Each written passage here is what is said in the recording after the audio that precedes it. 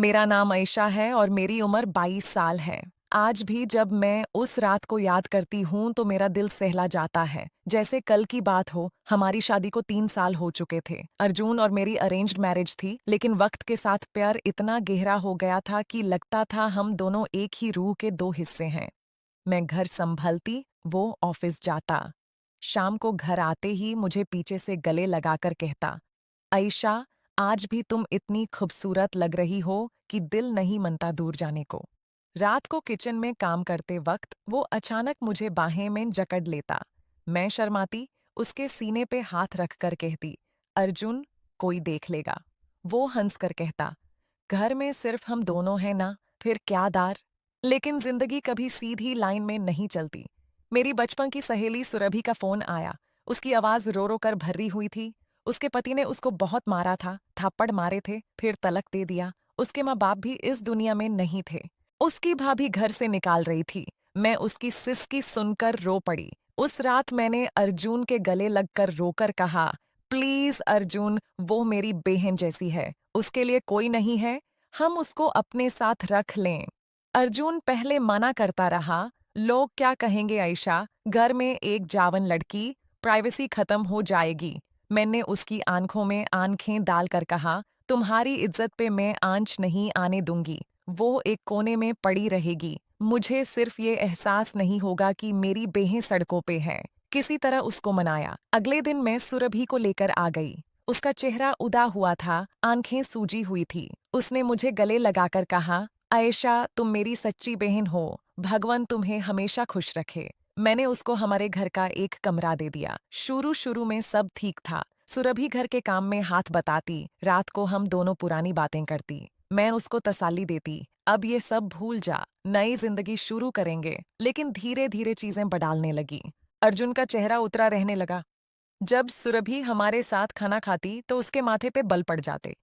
रात को जब मैं उसके कमरे में बैठकर उसकी बातें सुनती, अर्जुन गुस्से से इंतजार करता। एक रात 1 बजे जब मैं वापस आई तो वो घम रहा था कमरे में। आयशा, ये क्या हो रहा है? हमारी जिंदगी में कोई और आ गया है। मैं तुम्हें खुलकर प्यार भी नहीं कर सकता।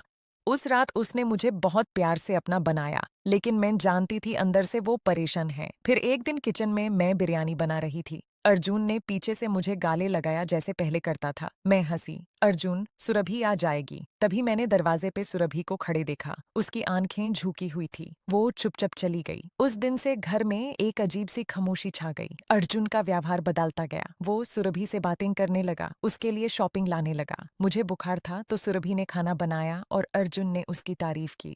सुरभि, तुम ही खाना बनाया करो। आयशा थक जाती है। मैं चुप रही। फिर एक रात मेरी नींद खुली। अर्जुन बेड पे नहीं था। मैं उठी और सुरभि के कमरे से आवाजें आ रही थी। धीरे से खिड़की खोली। जो नजारा देखा उसने मेरा दिल तोड़ दिया। अर्जुन सुरभि को उसी तरह से प्यार कर रहा था जैसे मुझे करता था। सुरभि मुस्कुराती हुई उसके खेलों में शामिल थी। मैंने दरवाजा खटखटाया। अर्जुन ने दरवाजा खोला तो उसका चेहरा सेफ्ट पड़ गया। मैं रो पड़ी। ये क्या है अर्जुन? मेरी बहन समझकर मैंने घर में लाई थी और तुम। सुरभि ने आंखें झुका ली। अर्जुन ने कहा, आयशा, मैं उससे शादी कर लूंगा, वो यहीं रहेगी। उस रात मैं टूट गई।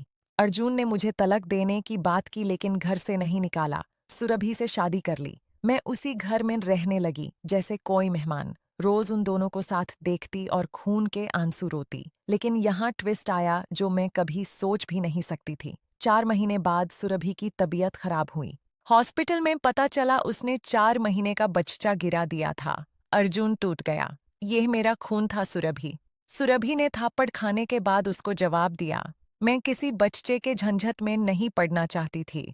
तुम्हारी खूबसूरती की भूख मुझे पता थी। एक दिन मैं उसको दावा देने गई थी। सुरभि ने मेरा हाथ पकड़ लिया और रो रो कर सब बता दिया। आयशा, मैं बहुत बुरी हूँ। अर्जुन पे मेरी नज़र तुम्हारी शादी के दिन से थी।